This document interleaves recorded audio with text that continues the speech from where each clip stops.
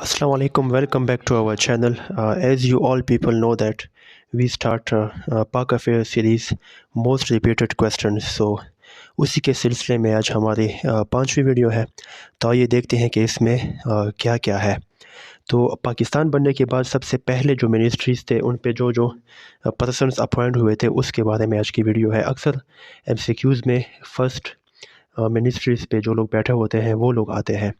तो आइए स्टार्ट करते हैं। First foreign minister of Pakistan sir Zafrullah Khan थे।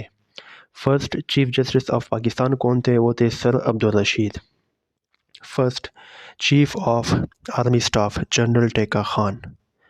एंड इसी तरह आते हैं first joint chief of staff general Mohammad Sharif. And first commander in chief Frank Messervy. And second थे हमारे पास डॉगलस डेविड ग्रीवी।